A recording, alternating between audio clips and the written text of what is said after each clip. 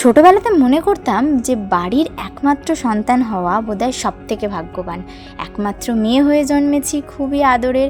হয়তো অনেক সচ্ছল পরিবার না হলেও যেটুকু যা বাড়িতে আসতো সবটাই আমার জন্য। কোনোদিনও রিমোট বা খেলনা নিয়ে ঝামেলা লেগে যেত না, কোনোদিনও কেউ রাগাতও না। হ্যাঁ, মা বাপের সাথে একটু আধটু হতো, সেটা আলাদা ব্যাপার। কিন্তু বড় হওয়ার সাথে সাথে বুঝেছি যে পরিবারের একমাত্র সন্তান হওয়া একদমই ভাগ্যের ব্যাপার নয়, স্পেশালি যখন সেটা মেয়ে। মেয়েদের ক্ষেত্রে এই যে অন্যের বাড়ি চলে যায়, সেই ক্ষেত্রে নিজের বাবা মাকে একা করে রেখে চলে যেতে হয়।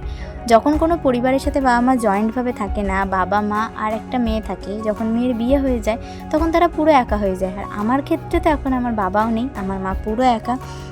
ইচ্ছা করে মায়ের বাড়িতে আসতে, কিন্তু সময় মতো টাইম মতো আসতে পারি না। কারণ দেখো, অনেকে বলে তোর মা একা থাকে তাও তুই যাস না।